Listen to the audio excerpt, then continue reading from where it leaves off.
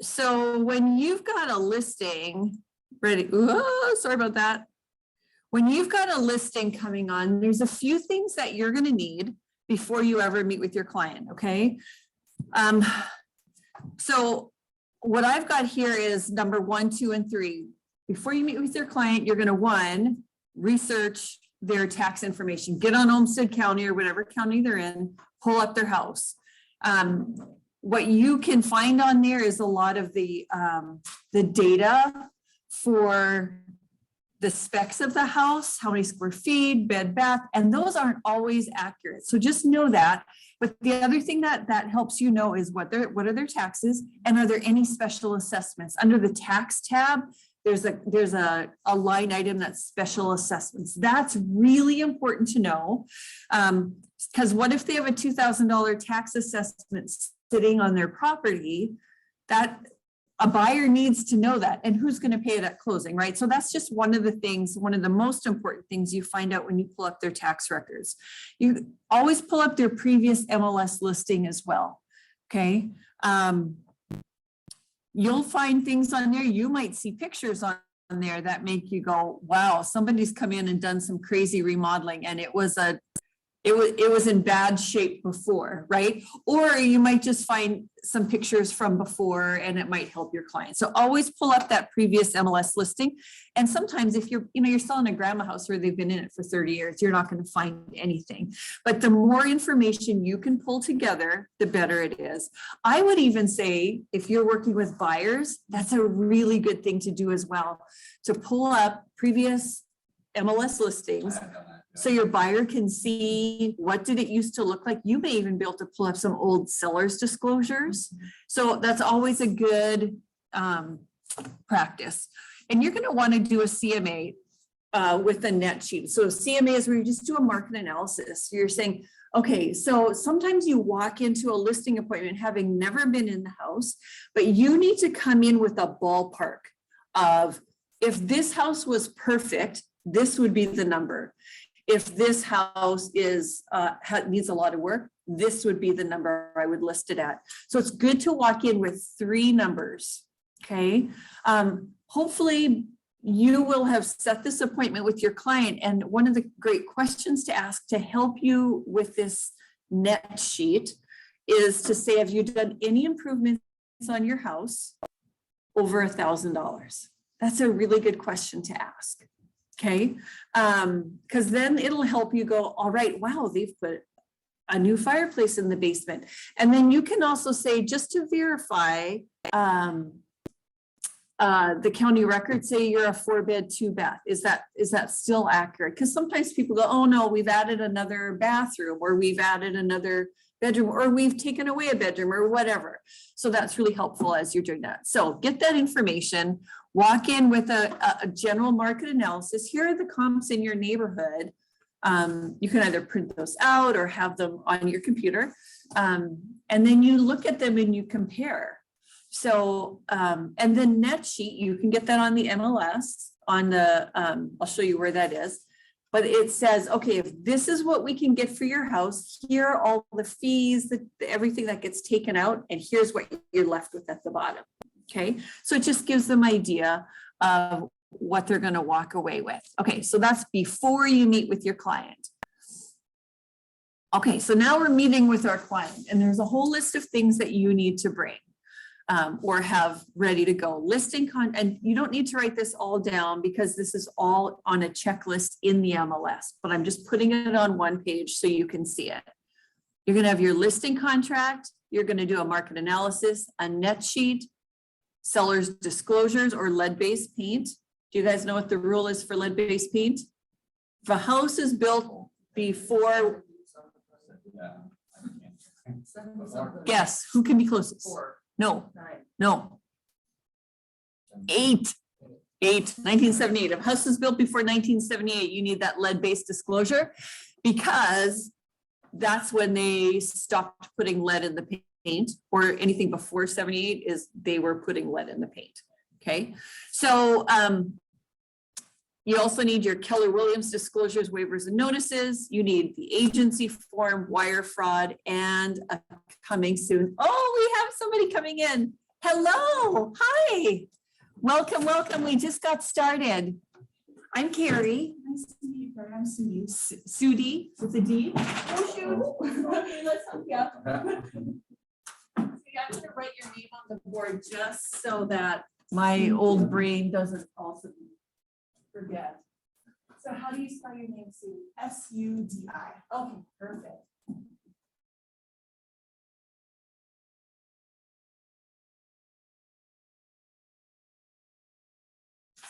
Okay, so this is Anthony logging into. So you didn't miss much. Just jump in here. And like I say, a lot of the things are going to be on the MLS when we jump in there. So where did we get to? You need number 6, agency, wire fraud, and possibly a coming soon if your people want to do a coming soon listing. So those are the documents you need. You'll also need number 9, your data input sheet. So when you see a listing on the MLS, it's got all the details, right? Well, somewhere you have to compile those to give to the front desk so they can get them in, and that's that data input sheet. So we'll take a look at that in a second. Here's something I've done. I have a listing transaction checklist. So not only am I knowing what are the documents I need to submit, but what is the scope and sequence? So when I start my pre-listing, all the things I need, all the way to when I get an accepted offer, this just keeps my brain from feeling like I'm forgetting things. Even though you've got a transaction coordinator, Beth, if you use her, if you want this checklist, I will give it to you. Because like I say, if you've got, and I've got one for buyers too, if you've got a bunch of buyers or a listing, you're the professional, you can't let things fall through the crack. And this just really helps you stay on track. Okay. So let me know if you want that afterward. I'll go print those out. This is what the checklist looks like in Transaction Desk. Okay. So it lists all of the forms you need. If it says required, that's something that you make sure that you get. Some of these are not applicable, but basically the checklist in the MLS gives you all the scenarios. For instance, right here, if you need an interpreter, if somebody is helping you with a client, there's a form for that. If you're listing a farm and they've got a septic system, there are forms for that as well. But today we're just going to go basic residential listing. Okay. So if you do get into one with like a townhome with CIC documents or a farm with well and septic, then just ask somebody about those forms, but we're not going to do every scenario today. Sound good? And at any point, ask questions, you guys. Okay. So this form is in our transaction list in the MLS. Okay. So then, yeah, we're back to all the things we need. So now here we're going to jump to the MLS and to Transaction Desk. So jump onto your MLS. Oh, I don't do that now. Okay. Some form of this. Is everybody here?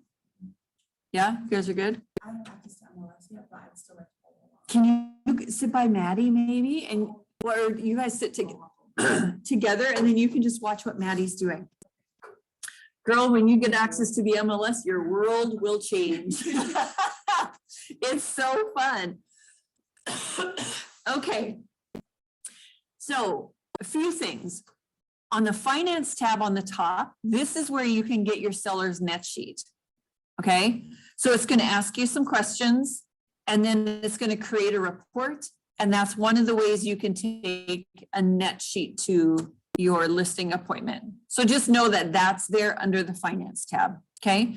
So we're going to go back to my matrix. Somehow, wherever you are, get onto the Minnesota Realtors Forms Transaction Desk. This is where everything happens. All right. If you guys are here, what you're going to want to do is hit the little house sign on the left side.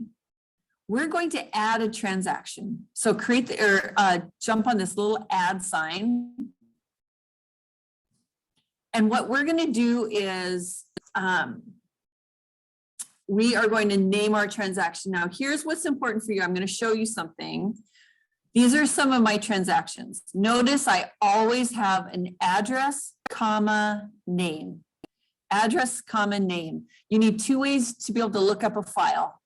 And if you start saying like, if I would have been like Dave's Farm in Byron, well, how the heck am I, like, I'm sitting at home and I need to look something up for that transaction. Like, did I save it under Alderman? Did I use their address? Always address, comma, name. Okay. And then however you save your files, I use Dropbox. I save them all the same way, address, comma, name. So I have two ways I can look everything up. Okay. But we are going to start a new transaction. This is going to be a listing. So we are going to, let's see. I'm going to go, and some of you have listings that are coming up. Maddie, I don't know if you know the address of your listing coming up, but pick the house you're living in right now, for instance, okay? I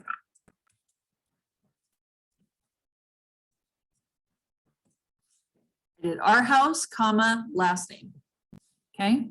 The template that we're going to be using is, and this looks a little different because I created some transaction templates, but we're going to go down to residential listing packet. Click that, select the source. So there's two ways to do this. If you can find the old listing and an MLS number, great. If not, we're going to have to jump on the county records and find the property ID number. So let's do it that way. Realist North Star. Select a county. So find your house in Olmsted County. Oh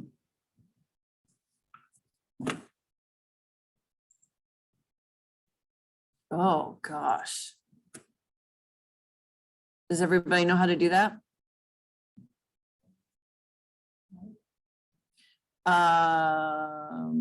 You know, I left my paper on my desk. Maddie, you want to do a quick run for me? On my desk, there's a scrap piece of paper that has a Summerby listing on it. Hello, Tim. Yep, and it has the MLS number. So is where my computer normally is, it'll just be to the right if you can grab that. So you can either go to Olmsted County. Where is my Olmsted County tab? Not that one, not that one. Here it is. And you can look this up by finding your tax records, residents. We're going to go to, and they just changed this, and it's real. This is the clunkiest website ever. So if you're from the county, then I apologize in advance. But you're going to find your house on the tax tab in Olmsted County. Maddie is going to go and grab. I was going to say, if you just Google Olmsted County property records. Yeah.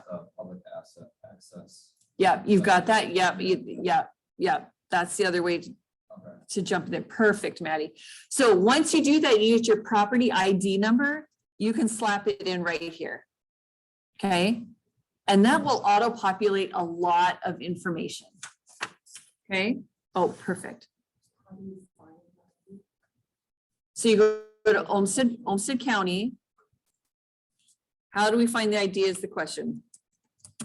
Olmsted County property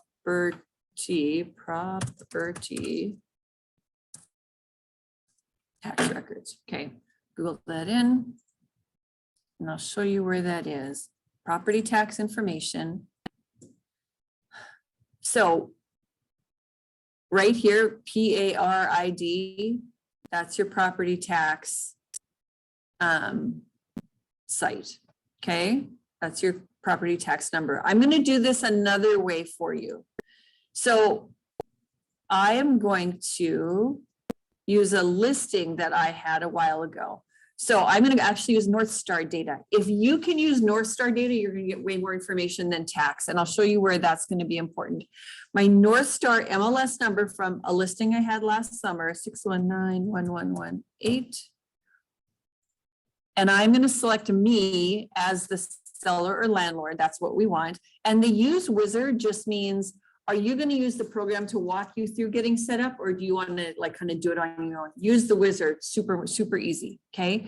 So when I do that, I create my listing, top right corner, once I've got all of that initial information, and then it's going to walk me through all of the information I need to get all my listing paperwork in order.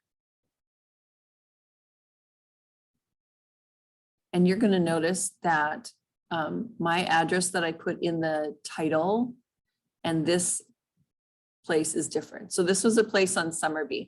So what this does, when I put in that old MLS number, it brings up, I mean, look at all this information that otherwise you would have to go find, right?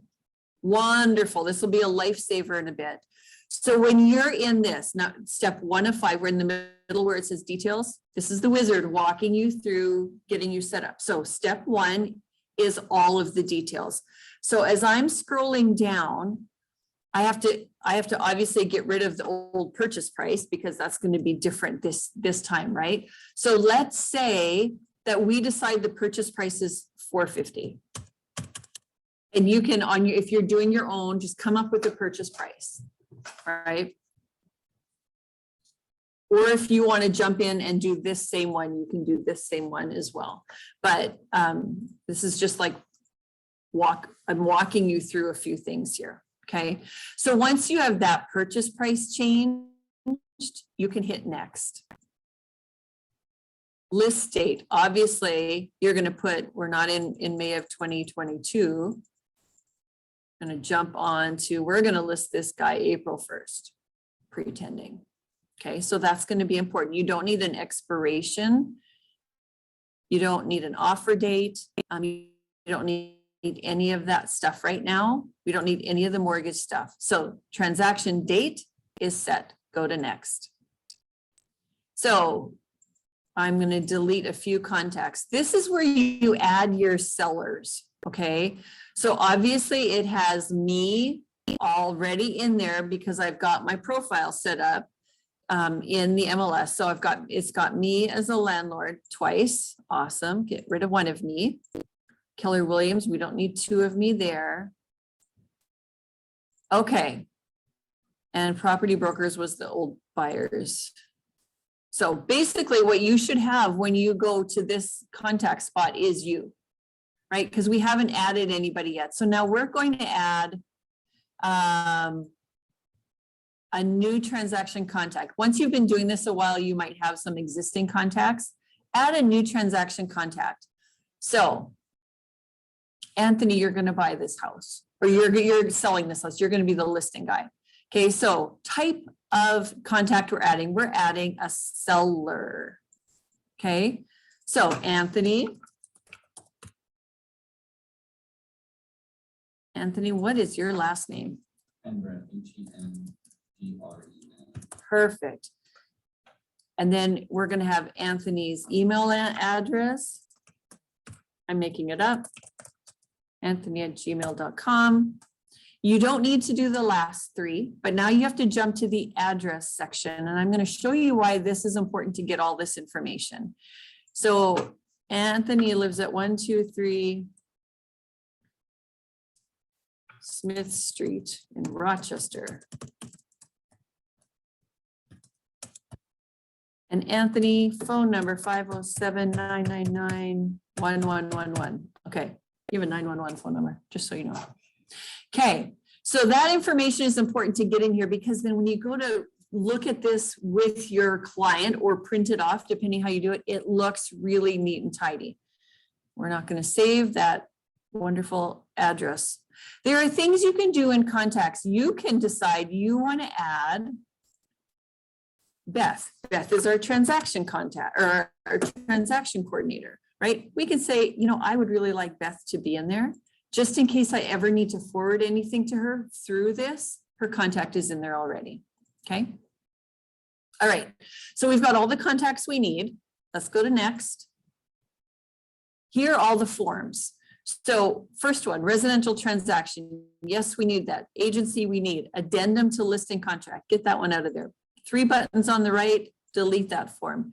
What I always try and do is keep my transaction desk neat and tidy. If there's something you don't need in there, get rid of it because it just muddies everything up. Okay, showing instruction form, don't need that either. Get rid of that guy. What was the first one you did again?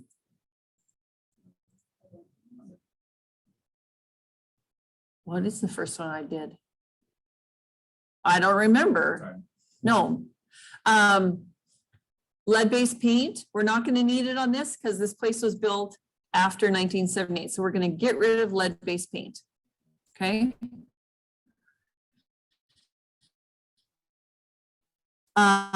Residential listing input, the exclusive right to sell we need. Disclosure statement, yes, of course, we need the disclosure statement. And then the Keller waivers, disclosures, waivers, and notices.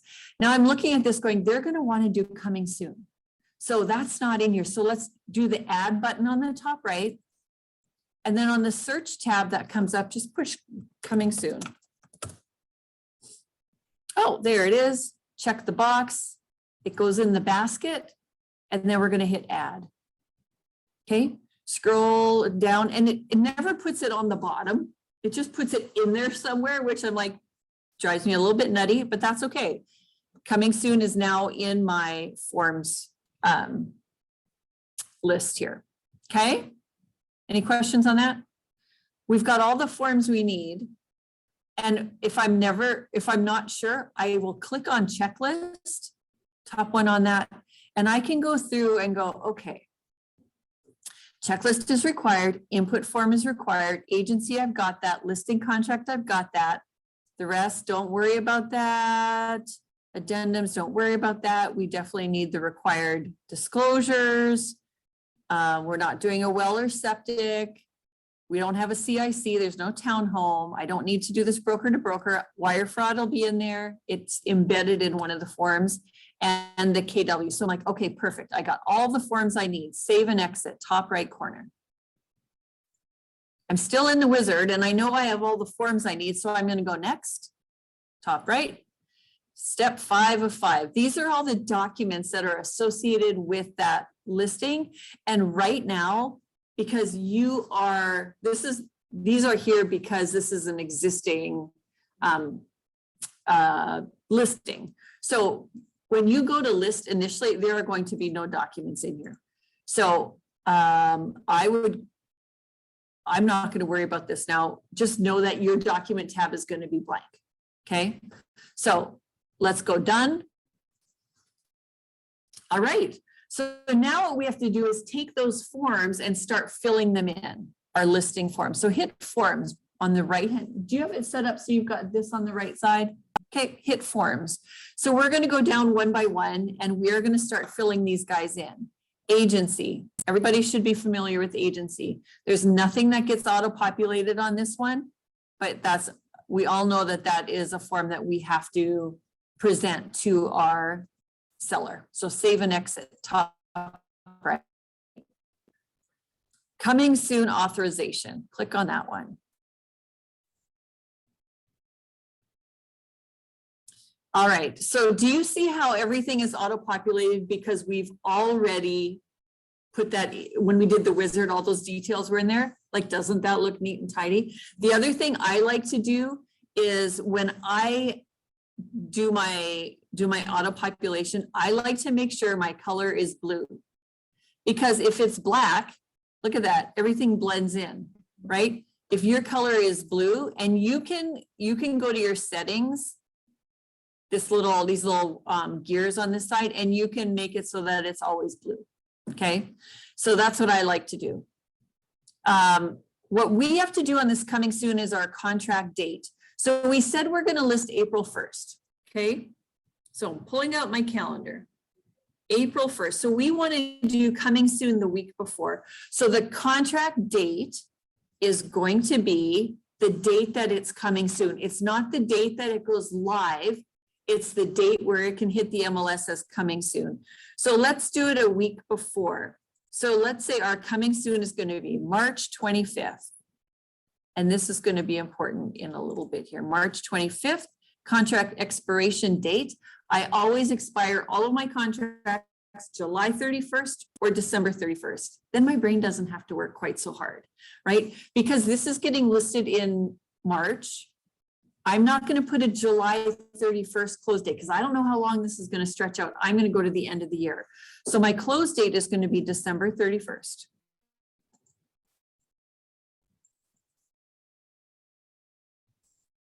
Because then I know the end of July, I got to check my contracts. End of December, I got to check my contracts. Nothing's going to expire without me going, oh, shoot. Now I got to talk to them about re-upping my contract like that. I don't want to do that. Right. So that's what I've done there. What type of property? You just fill this in. It's a single family. The date that it's available. So obviously I have to switch this because this was back then. The date that it's going to be available is April 1st. So the contract date is March 25th. The available date is the 1st. Now coming soon, there's a few rules. You can't do it more than 21 days in advance.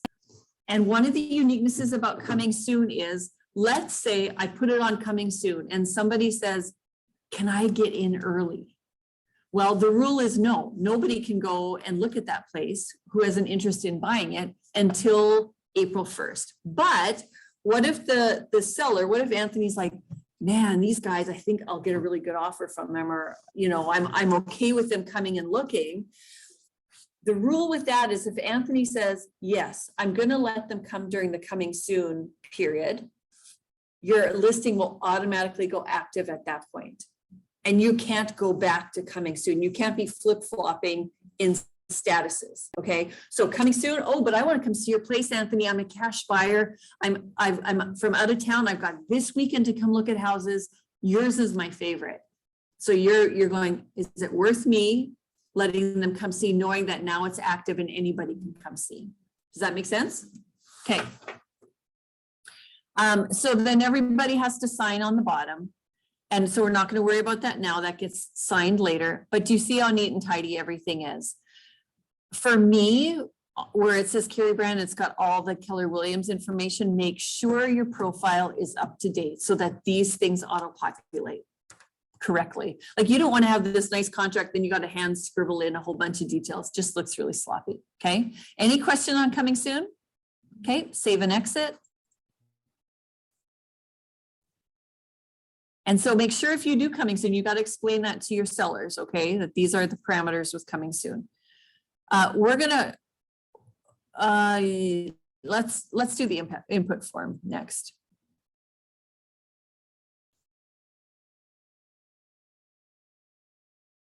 And mine's just taking a little longer than yours apparently, right? Or are you guys spinning too? Okay. Perfect. Then I don't feel so bad. Okay, here's the listing input form. Let's go down to this where it starts at box 200. So wherever you have, let me see where that,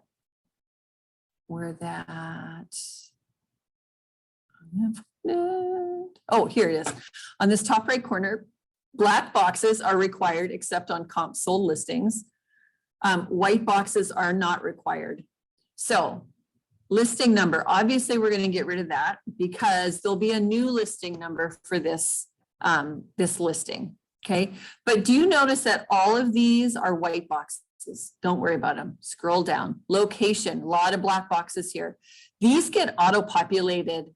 And if they don't get auto-populated, you need to come in and fill them in. For instance, 215 Postal City, Byron. Okay. And you guys, there's like 600 boxes to fill in. Some you need to have filled in, some you don't. And I swear, as much as I go through every line by line, I submit all my listing paperwork and Linda at the front desk says, we're just missing line 453. I'm like, oh, I thought I checked. So be as diligent as you can, but know that this can be kind of a nutty process. So we know 215 is Byron, 219 house number. All of this is auto-populated. The next 226 got auto-populated with Byron. 227, the schools, you only have to do this in Rochester. Okay. And in order to do that, you go to the Rochester Public Schools, find my school, type in the address, and it'll tell you which schools apply to each of those. And then 231, obviously do the directions. So from Highway 52, blah, blah, blah, blah, blah, blah, blah. Okay. So you're just going to fill in the directions on that one. And honestly, unless you're 85 years old, you're going to use GPS. And sometimes I'll put use GPS and sometimes it goes through and sometimes they come back and say, we need that written out. So feel free to push that a little bit and say use GPS. I mean, who doesn't? But anyways, just saying. Property ID. So obviously that's going to get auto-populated. The tax year. So here's the deal with tax year, you guys. When I look up the Olmsted County and I go, okay, the taxes are going to be $4,322. And you'll see what year those taxes are assessed for. And we're in 2023 right now. There probably aren't 2023 taxes listed. So you're going to say the tax year is 2022.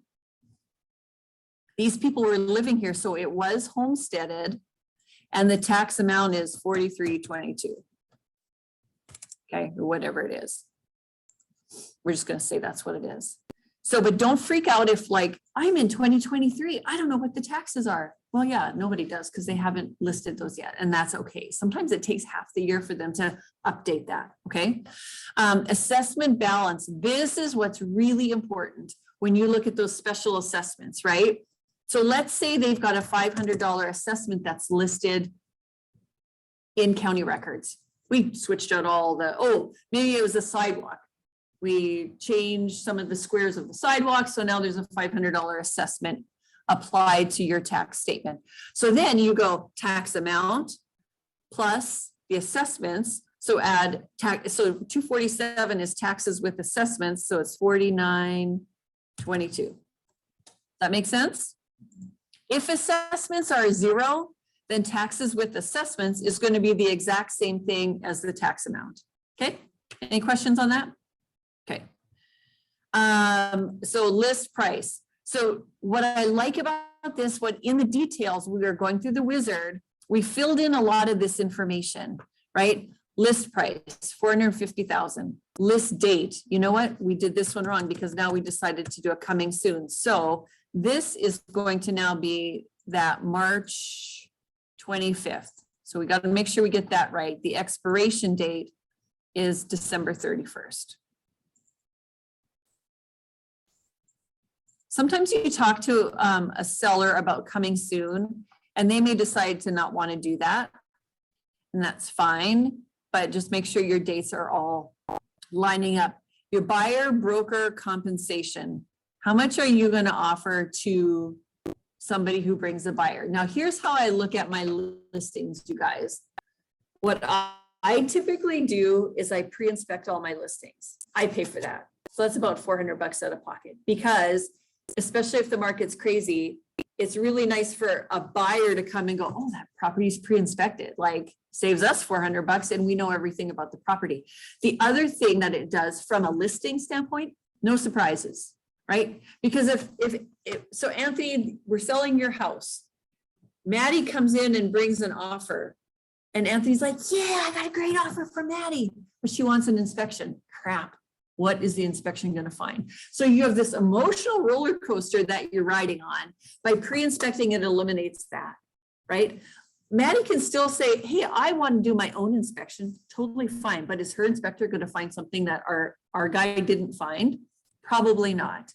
So, and it also leaves a lot less room for negotiation, right? Look, everything's disclosed. We've got the pre-inspection report. So if Maddie comes back hoping to find something so she can lowball the price or whatever, we're like, no, we have pre-inspected it. We know everything that is going on here. So from a listing standpoint, I love pre-inspecting my homes, but it's on my dime, right? So I'm paying for the pre-inspection. I'm paying to get the sign installed. I'm paying for pictures. So standard pictures or aerials, depending on what the property is, right? You're doing a farm out in the country, or aerials would be great, right? If you're doing your basic split in the middle of a Rochester neighborhood, probably doesn't, you just have to make that call. But because I'm paying for all these things and I'm charging 6%, sometimes some agents will cut it right in half, go, I'll bring my buyer's agent 3% and I will keep 3%. But I'm like, you know what, I'm gonna pay out 2.7 and I'm gonna keep 3.3 because I have all these expenses, right? Why should I get paid less than whoever brings a buyer? That's kind of how I look at it. And for me, that's a business decision, right? Say you took the listing at 5.5, pay yourself 3, pay out 2.5. So however you do that, there's not a one size fits all on that. You have to make a decision about that, right? But this is where you say, how much am I going to pay the person who brings a buyer? So I'm going to go 2.7, not 27, not quite that generous, 2.7%. Okay. So we don't need to do 264. That's Wisconsin only. Facilitator. What's the role of a facilitator? Anyone have an idea about that? How's that different than a buyer's agent? Just doing paperwork. There's no representation, right? So I am certainly not going to pay somebody 2.7% to fill out paperwork without representation. I knock that down to 1%. Okay. Is there a variable comp rate? Does anyone know what that is?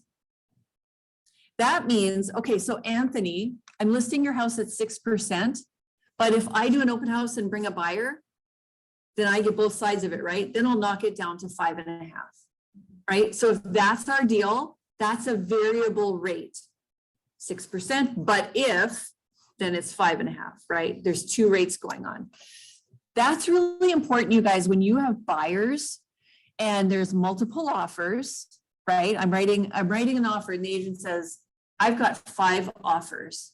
And I look on the listing and I go, is there a variable comp rate? And if the box is yes, then I would ask that agent, is one of the offers yours? Did you write that offer? Because which listing or seller wouldn't want to take the offer written that's going to cause them to pay out less, right? Does that make sense? So variable comp rate on this one, no way, Jose. If I bring the buyer, Anthony, you're paying me out 6%, buddy. So I'm not having a variable comp rate on this. Everything else is auto-populated. We're going to scroll down to listing type, 279, exclusive right to sell. Construction status, it's a previously owned, it's not new construction. Listing, is your house in foreclosure, Anthony? No, it is not. Is it lender owned? No. Potential short sale? No. Are you an agent? We're going to pretend you're not, just for the sake of keeping this. And if you are, that's fine. You would just check yes. You just have to disclose owner as agent. Okay, but for right now, we're just going to say no. Is it yearly and seasonal? Yes, it's yearly. Okay, it's not a cabin that has no heat or whatever. So is there a rental license 306? No. Fractional ownership? No. So that means if 2 people are, I mean, I literally in how many years have never had a fractional ownership, but you would know, they would tell you if they're not the sole owners of this place, right? Or if it's like an estate sale or something where all the kids have equal shares. Okay, 310, is it an auction? No. So we got all the black boxes in that one. New development, is it a new development? 320, nope. Okay, that's usually obviously new construction stuff. And then the next box is new construction. So skip over that one. And then we have to say, how do we want this displayed on the internet? 350. Do you want it displayed on the internet? Yes. And just so you know, these 4 questions are also in the listing contract. So you discuss these with your seller.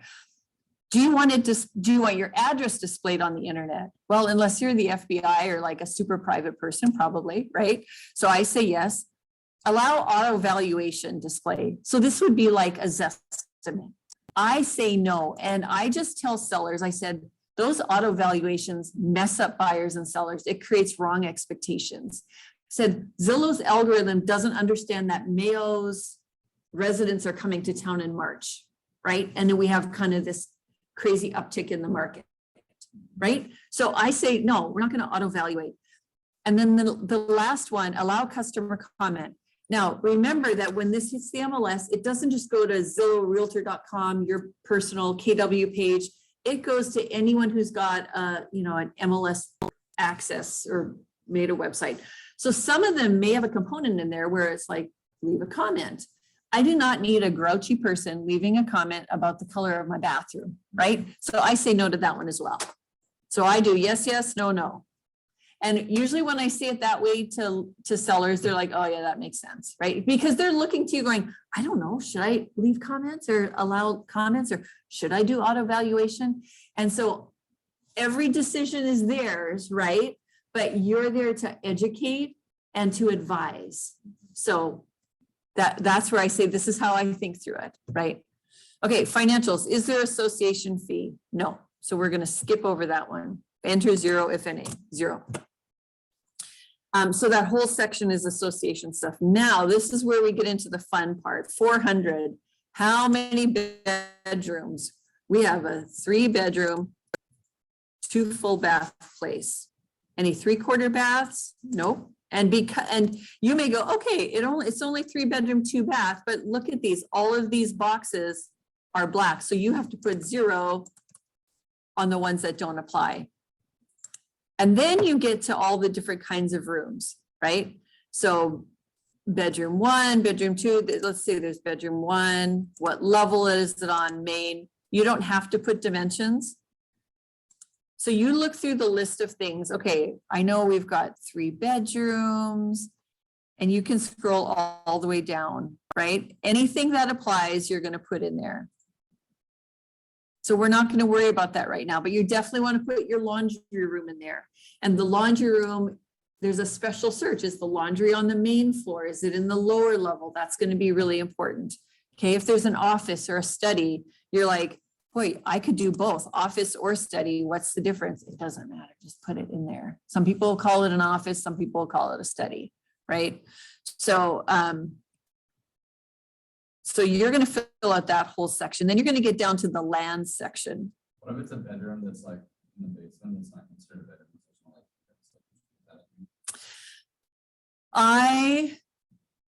I would say, yeah, I would do a bonus room. And then in the comments, the agent comments, lower level bonus room could be a non-conforming bedroom. That's a really good word. Use the word non-conforming, because it allows you to use the word bedroom, but you're also saying it's not technically a bedroom. So non-conforming is a really good word to use. Okay. 410 lot measurements. So this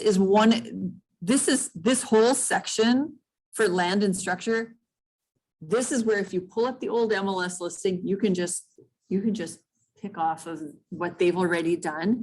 If you're not sure, this is where you get to the county records, because the county records will say all of this. Okay, so we're not going to go through all that, but just know that you have to fill in every one of those black boxes. Okay. Finished square feet. Let's look at like 425, for instance, above ground total square feet. And then underneath that, below ground finished square feet. So what do you do if you have a split level where the laundry room / utility room isn't finished? You have to take the square feet minus out the unfinished section. So what if you have this bedroom downstairs that is non-conforming? There, it needs to have flooring and a ceiling in order for it to be considered finished. Okay, so flooring, baseboard, ceiling. Okay, so that's a general rule of thumb. Any questions about that? Okay, we're going to scroll down to 450. What kind of home do we have? This is a single family. If it's a townhome, then obviously you would do like the TH ones. If it's detached, that means there's not 2 townhomes butted up together, or a side by side, or a twin home. Okay, how many stories? There's 1 story. Accessible. Are there any accessible features in your home, Anthony? Do you have any Zero entry, 36-inch doors, grab bars, no, none, okay? Air conditioning, let's just assume we've got central. Oh, why couldn't I not find that? Exterior, you're gonna have vinyl siding. Basement, what kind of heat do you have? You've got probably forced air, right? If you have a fireplace, you're gonna put that in there as well. Let's say you have a fireplace, we're putting that in there. Basement, oh, they've added some 8-foot pour. That's a new one. So you have concrete block basement, Anthony, just so you know. There's a drain tile system. It's finished. You have egress windows down there. It's a full basement. There's a sump pump down there. And you have a walkout. You've got a really nice basement, Anthony, just so you know. What kind of fuel is it? For most people, it's going to be natural gas. If you live out in the country, it'll be propane probably. Zoning is residential, single family. Parking, we have an attached garage and it's heated. So I'm going to check the heated garage. What kind of driveway in that next section? You have a concrete driveway. Do you have a valet parking for free, Anthony? No? Okay, we're not going to put that in there then. Okay, so scroll down, sewer, city sewer connected, water, the next one, city water connected, okay. Assumable loan, we don't have to do that one because 510 is not lit up. And then the rest of these are optional information, but they're really helpful. So for instance, in the whole 600 block, you've got what are the kitchen appliances? You've got on the very last one, the water heater, is it, you know, what kind of water heater, gas, electric, water softener, is it rented or owned? That's a really important one as well, okay? The amenities, 601, you just go through that and check the boxes that apply. Don't be afraid if you forget something, because really these are secondary features of your home. Bath description is going to be really important. These are interesting. So what if you have a lower level half bath? What would you check?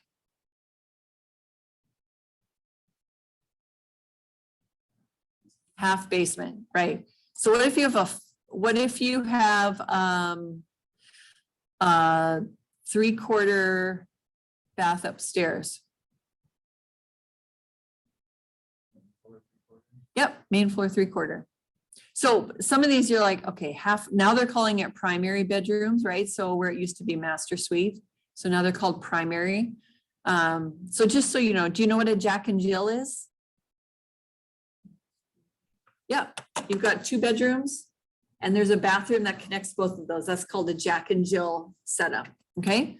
Construction material, again, this is going to be on the county records if you're not sure. And you guys, this is what I sometimes do when I'm doing a walkthrough with these people at their house. So Anthony, I'm coming over. Let's just take a look at your house. If you don't mind, I'm going to take pictures of every room, not because we're using it for marketing, but it's so when I go back to the office and have to fill out my detailed form, I'm not going to go, shoot, was that full bath upstairs or downstairs?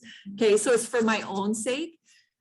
Or I will bring this form along. I'll say, we've done all that we need to do. I'm just going to walk around and make sure I've got the correct information and I actually fill this out in the home. Okay, so just so you know, there's no one way to do it. So we're going to scroll all the way down, you guys, because all of these you just go through and you check what's the appropriate boxes. We're going to get down to agent remarks. So page 10 of 10. This is where you're going to say, if there's anything specific that I need to tell an agent, but I don't want to put it on public remarks. For instance, freezer in garage does not stay. Anything that is like, and you need to know this and a few things you need to know. Here's how you need to lock the doors. Anything like that.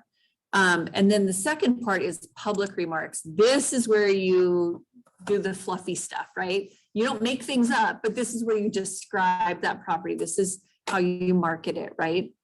And lastly, financial remarks. There is rarely financial remarks that need to be made, but know that if there's a situation that requires that, that's where you would put it. Okay, any questions? That's your input form. Yeah. Yeah, yeah. Which is very rare, but sometimes there are situations, yeah, sometimes there are situations where, or maybe seller may be interested in contract for deed type things. Okay, save and exit, top right. And then we're gonna go to exclusive right to sell.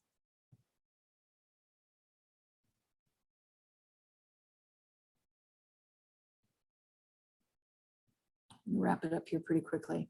Okay, so you're gonna take this guy, we're just gonna fill it out. What's today's date? Okay, there's no secrets to that. Doesn't have to be the day your listing starts. Page 1 of, how many pages are in the listing contract? Literally, I have to look this up every time. Just telling you, some things stick, some things don't. So there's 7 pages. Just keeping it real, you guys. Okay, I love this that everything is filled in, right?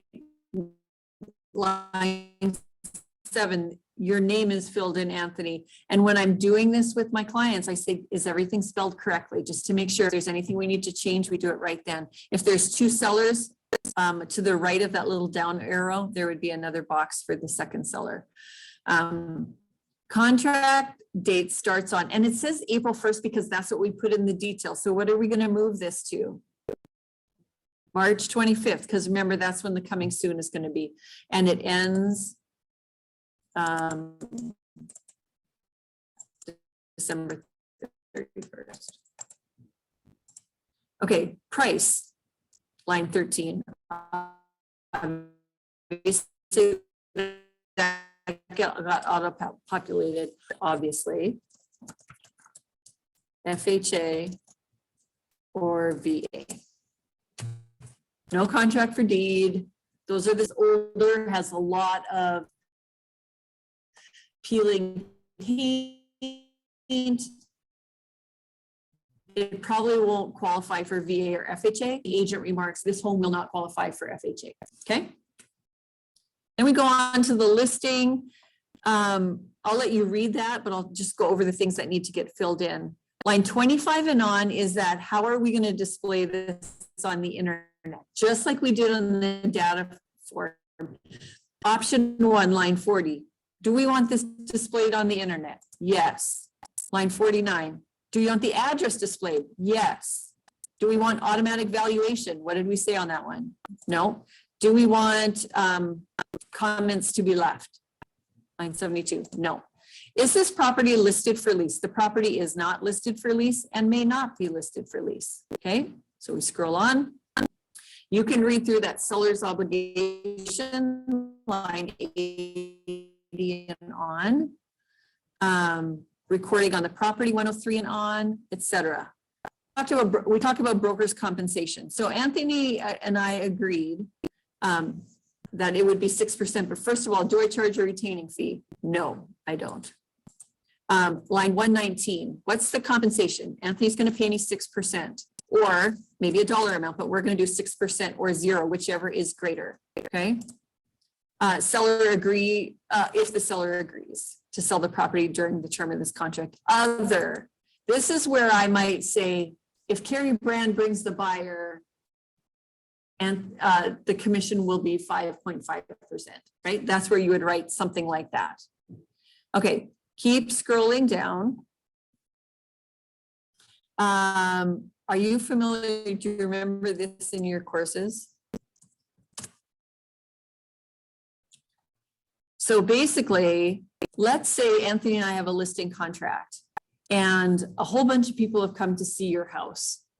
And one of the person says, it might be a friend of yours, says, hey, if you cancel your listing contract after they've come and seen the house while it's listed by me, if you cancel your listing contract, let's just do a deal between us, right?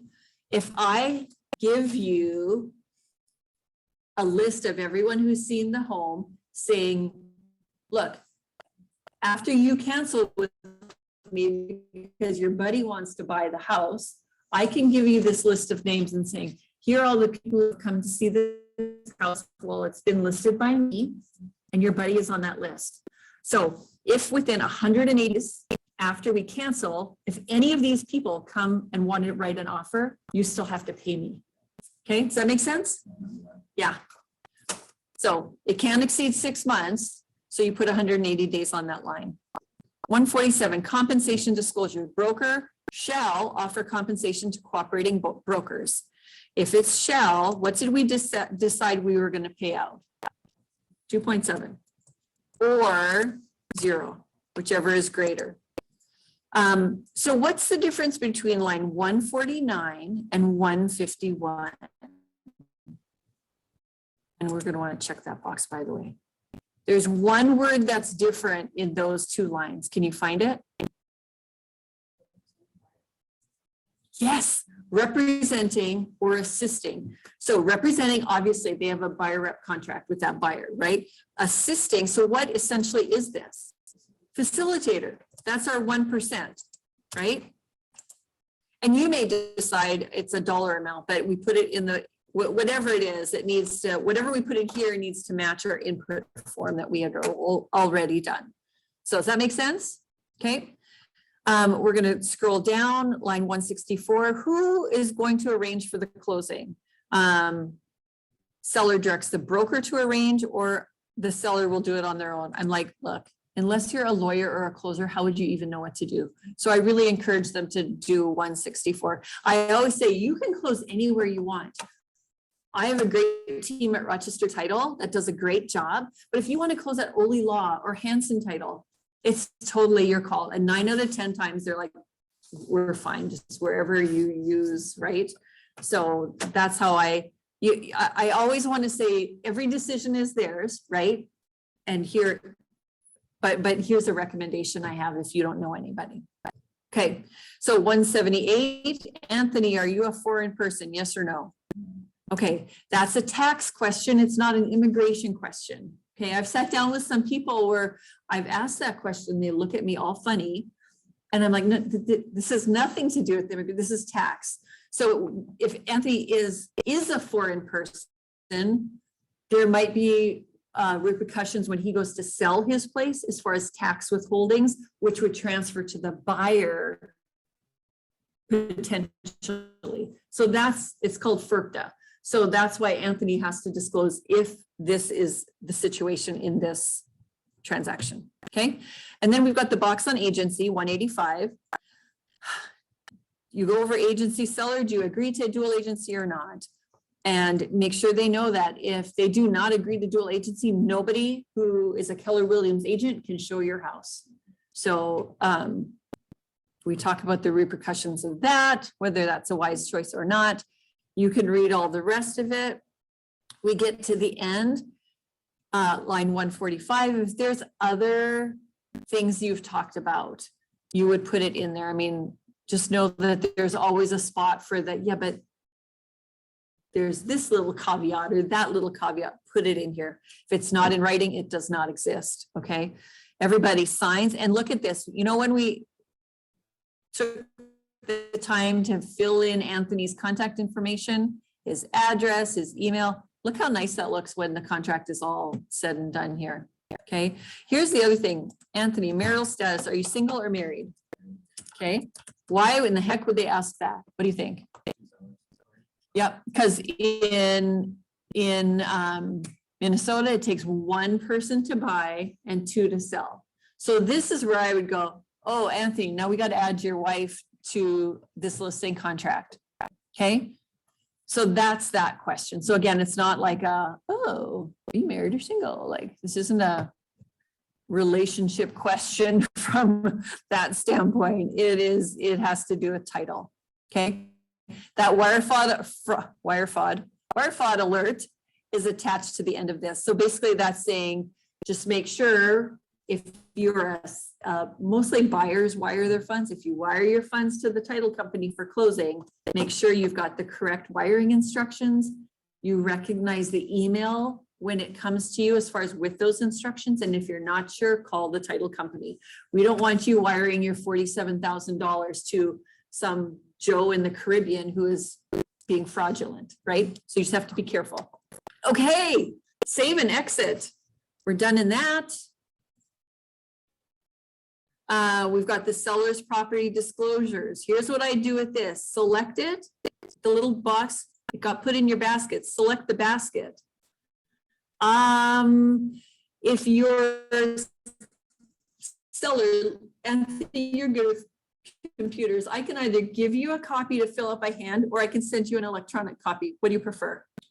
Okay, so that's where you select it. You go up to here. I'll go. I was going to say, I'll go back. I went over that too quickly. Seller's property disclosures. Check it. It's now put in the basket. Click the basket. Here are all the options, right? So what I'm going to do is look for the email, the little envelope, send via email. So Anthony is going to get this, and I put Anthony's email in there. There you are, Anthony, anthony@gmail.com. Nice. Subject. Okay, I always change this because these get long, and I just put seller's disclosures and message. Please fill it. And usually, I don't usually do a message because I will have said, hey, I'm going to text you the seller's disclosures, fill out to the best of your knowledge. If you have any questions, let me know.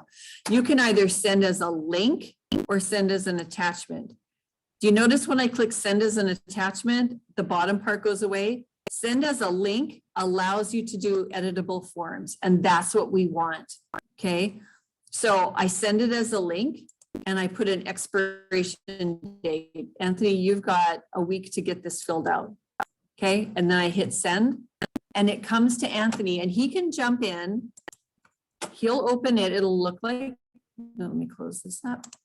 When Anthony gets it, it'll look like this. And you guys, you can play with this. You can create a false transaction. Anthony, send it to your wife so you can go, what does it look like when they receive my emails, right? So this is how it's going to show up for them. They just have to go through what day did you build or acquire or whatever. So they can go and fill all of this out. When they fill it out, you'll get an email notification. So-and-so has opened this document. What you do then is get back in your forms, and you can see that the blank document now contains partial fill in or all filled in. I want to show you something really important on this page, line 148. So when we get to this section of the disclosures, tell your people this, and so many people do this wrong. So for instance, air conditioning, NA means you don't have any air conditioning. The yes and the no is it in working order? People tend to go, is there air conditioning? No, I don't have air conditioning. And they'll check the working order no instead of the NA. And you'll notice that you can only check one of these boxes. The other one goes away. So just tell them, make sure when you get to that detailed page that has all the different components of your home, if you don't have it, it's NA. And I'd also, the other thing that other people often forget, when you get on the right-hand side, line 170, water softener. Do I have a water softener? I do. Don't forget there's a little subsection, either it's rented or it's owned, okay? I always laugh about the incinerator question. I'd always, 174, do you have an incinerator in your house? Just wondering. Who has an incinerator? You know that one person at some time had an incinerator, so they had to add it to this, right? And plumbing, yes. And then there's one about toilets. Toilet mechanisms. Do you have toilet mechanisms in your home? Yes, I do. Thanks for asking. Okay. You go into, yeah, they just have to fill all of these out, okay? So to the best of their ability, fill it out. And you guys, what I tell my sellers is, if you're not sure, should I disclose that the toilet leaked once? Disclose, disclose, disclose, always disclose. And I would do it this way. So let's say 2019, upstairs toilet had a leak. Leak was repaired, drywall was repaired, no issue since, right? So you have to close the loop. Don't ever leave a Here we had a problem, and then don't just walk, you've got to say, here's the problem, here's what we did to fix it, and did that actually fix the problem? No issues since, right? If you had a contractor come out, you're going to want to put that in there, okay? And if there's any paperwork or documentation to show that a professional did it, receipts, whatever, feel free to put that in there. But if the question is, do I disclose? If you have to ask that question, I would say disclosure, because my fiduciary duties to you, Anthony, is to protect you, right? Reasonable care. What I don't want is for a buyer of your home, Maddie buys your home, and she comes back 6 months later and is like, the basement flooded, and there's evidence that this isn't the first time this happened. Well, now we've got an arbitration case, right? So if you're not sure, you over disclose. I don't want any buyers coming back saying you didn't tell me X, Y, or Z. Okay, you're protecting your seller. Does that make sense? Okay.